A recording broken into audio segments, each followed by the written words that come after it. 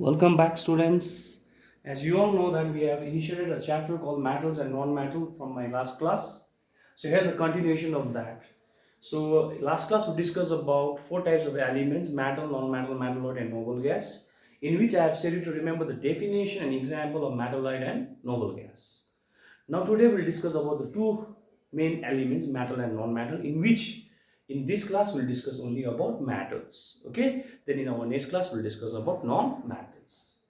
I've already said you metals are those elements which either have one or two or three electrons in the outermost shell, also known by the name valence shell. And the example of those are sodium, magnesium, aluminum. There are many others also. Symbol of sodium is capital N small a, magnesium capital N small g, aluminum capital A small l. Atomic number of sodium is 11, magnesium is 12, and aluminum is 13. And when you have to distribute the electron as per the rule is concerned, you put 2 in the first shell and 8 in the second shell. So out of 11, 10 is gone. Out of 12, 10 is gone. Out of 12, 13, 10 is gone. So out of 11, 10 is gone means how much is left? 1 that you put in the last shell. Out of 12, 10 is gone. How much is left? 2 that you put in the last shell. Out of 30, 10 is gone. So how much to put in the last shell? 3. And those who have 1 or 2 or 3 in the outermost shell, that is valence shell, we call them metal. And these are the example of the metals. And there are many more examples. But for the time being, 3 is enough for you. If you want to remember more examples of metal, you can refer the book for it. Now today we will see the physical property of metal. Do remember, students, metals are usually hard in nature. Okay, they are hard in nature. Metals are usually hard. But there are some metals which are like soft. Example, potassium and sodium and potassium. Do remember, 90% of the metals are hard, but some metals are soft. And if, in the exam, objective question may come from here, this external part. Name the metal which are soft and can be cut by knife. So you can say either sodium or potassium, any one. Okay, the metal which is soft is either sodium or potassium and they can be cut by the knife. But rest metals are hard. Number 2 property, metals are solid in nature. Metals are usually solid. Always remember. But there are some metals which are liquid at room temperature. And those metals are mercury and gallium. Okay, mercury, gallium are the example of the metal which exists in liquid state at room temperature, in which the symbol of mercury is capital H small g and gallium symbol is capital G small a. This is the symbol of mercury, capital H small g, gallium is capital G small a. So this exercise portion is very important for objective question students. So metals are hard, but these two metals are soft. Metals are solid, but these two metals are liquid, to remember. And metal have luster. Luster means they have shining surface. Metal always have shining surface. Okay, whether it's aluminum spoon or gold or silver, they have shiny surface, so they have luster. Shiny surface means luster. So metal usually have luster, and there is no external for it. All metal have lusters. Metals, they are good conductor of heat. Usually metals conduct heat. That's why we make their utensils, because they conduct heat. Okay, so metals are good conductor of heat, but there is one metal which is bad conductor or poor conductor of heat, and the name of that metal is lead. L-E-A-D, lead. So metals are good conductor of heat, but there is one metal which is poor conductor of heat. Who is that? I may ask you in exam. Answer will be lead. L-E-A-D. Next, metals are good conductor of electricity. Metals are good conductor of electricity, but there is one metal which is poor conductor of electricity. A metal which is poor conductor of electricity is tungsten. T-U-N-G-S-T-E-N, tungsten. And the symbol of tungsten is capital W. Okay, symbol of tungsten is capital W. So maximum metals are good conductor of electricity, but there is a metal which is poor conductor of electricity, that is tungsten. Usually metal have high melting point and high boiling point. Usually metal has high melting point and high boiling point, but there are some metals which have low melting point and low boiling point, and the examples of those are sodium, potassium, mercury, gallium. Sodium, potassium, mercury, gallium, they have low melting point and boiling point, students. Next, metal have high density. Density of metal is very high, but there is one metal whose density is low, and that is zinc. Remember the external cases. Metals are sonorous. If you strike metal, it produces sound. When you strike the metal, it produces sound. isn't it? So they are sonorous. But there are some metals which are non-sonorous, means if you strike also, it will not produce sound. Example, mercury. Why? Because mercury is a liquid metal. I said you already. So if it is a liquid metal, whether you strike with a hammer or whatever, no sound will produce. So name of metal which is non-sonorous. Answer is mercury. So we have finished 8 properties so far. Remember the exceptional cases for our objective part. Now we go to number 9. Metal have high tensile strength, means it is not easily breakable. Means it is not brittle. Brittle means you cannot break it easily. Okay? Brittle means you can break it easily, but they are not brittle. So they have high tensile strength, means you cannot break them easily. They have high tensile strength. But there is one metal which can be broken down easily, and that is zinc. So it has low tensile strength. Usually metals are malleable. What is the meaning of malleable? Check here. Can be beaten into sheet. So if you strike with a hammer, a thick metal can be converted to thin sheet. And that property, when you convert thick to thin by striking with some hammer or some other thing, okay, that property is called malleability. So what is the meaning of malleable? Can be beaten into sheet.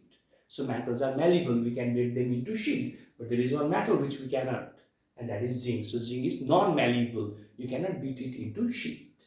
Number 11 property, they are ductile. What is the meaning of ductile? Can be drawn into wires. So we can convert metal into a wire form, in the coil form we can keep. Okay, drawn into wire means we can keep it in the coil form. But there is one metal which is non-ductile, zinc. Zinc we cannot keep it in the coil form. So ductile means can be drawn into wires, students. And who cannot be drawn into wires? Zinc. So it's non-ductile. Malleable means can be beaten into sheet. But which metal cannot be beaten into sheet? That is non-malleable, zinc. So by this we come to the end of 11 properties of physical property of metals. But if you go to the higher studies, there are so many other properties of metal. Near about 22 properties are there, in which we are discussing only half in class 11. Sorry, in 7. So as you climb up to the higher classes, we will be learning more and more properties of metals, even for non-metals. For the time being, 11 is enough. Okay, so now you're going to remember these 11 properties along with the exceptional cases. So what are the 11 properties? Metals are hard, they are soft, they are solid. Metals are hard, they are solid, they have luster, they have high melting point and boiling point. Okay, they are good conductor of heat, they are good conductor of electricity, they are sonorous, they have high density, they have high tensile strength, they are malleable, they are ductile. Total 11 properties. But under this property there are some exceptional cases. Metals are hard. Name 2 metals which are soft. Sodium, potassium. Metals are solid. Name 2 metals which are liquid. Mercury and gallium. Metals are good conductor of heat. Name a metal which is poor conductor of heat. Lead. Metals are good conductor of electricity. Name a metal which is poor conductor of electricity. Tungsten. Metals actually have high melting point, boiling point. Name the metal which have low melting point, boiling point. Potassium, sodium, potassium, mercury, gallium. Metals have high density. Name a metal which have low density. Zinc. Metals are sonorous. Name a metal which is non-sonorous. Mercury. Metals have high tensile strength. Name a metal which have low tensile strength. Zinc. Metals are malleable, means can be beaten into sheet. Name a metal which is non-malleable, means cannot be beaten into sheet. Zinc. Metals are ductile. Name a metal which is non-ductile, means can be drawn into wires. Answer is zinc. So we have to remember these 11 properties. Along with that, you will remember the external cases. But in higher class, you have to learn more and more properties. Done? Now we go to the uses of metals. In your book, if you see, there are lots and lots of uses of metal given, in which few I am writing and explaining you out here. Others you can study from the book itself. Okay? Uses of metal you can study from the book itself, but few I have mentioned out here. Let me discuss that. Gold and silver are used to make ornaments because they give nice looks, expensive look it gives. Even it is used to make tooth caps. Okay, if your teeth is broken, you cannot make it new one, so you put a golden teeth or silver one. So it is used to make ornament, and if a cap it can be used as tooth cap. Aluminium is very famous nowadays. It is used to make doors, windows in offices, and it is even used in cable wire. Okay. Copper, it is used in electrical wires. Why? Because it is good conductor of electricity. If you see back home, there is a wire. If you cut it out with the with knife, you see a brownish color wire, and that is copper actually. And why it is made up of copper? Because it conducts electricity very well. So why copper is used in electrical wires? Because it is good conductor of electricity. Remember that. Next, mercury is used in thermometer. When you have a fever, you use thermometer, isn't it? To check the body temperature. And inside that, what is present? Mercury. So mercury is present inside thermometer, and mercury is good conductor of heat. So slowly it rises up, means it will show you the exact temperature of the body. So do remember, I have shown you 4 uses of 4 different metals like gold, silver, aluminum, copper and mercury. There are many in the book you can study. So in this section, students, what you have to learn is the definition of metal, example of metal, 11 properties of metal. You cannot say, I'll remember only 5, I'll remember only 4, I'll remember only 3. Not done. You have to remember this 11. And it's very easy to remember. Okay? And if you remember 11, no, something magic will happen. What is that magic? I'll let you know afterwards. But remember these 11 properties. Along with that, you have to remember the exceptional cases. Metals are hard, but there are some metals which are soft. Who all are those? Metals are solid, but there are liquid metals. Who all are those? Remember for the objective. And remember some uses of metals. Done? So, if you want, students, you can take the screenshot of this to make the notes. Okay, you can make the notes from this part. And even if you don't understand, you can repeat the video again 1-2 times till it goes to your head, to your brain. And now you have a better opportunity. You never having opportunity like this before. Now you have a good opportunity that you can watch it more than 100 times or 10 times unless and until you understand.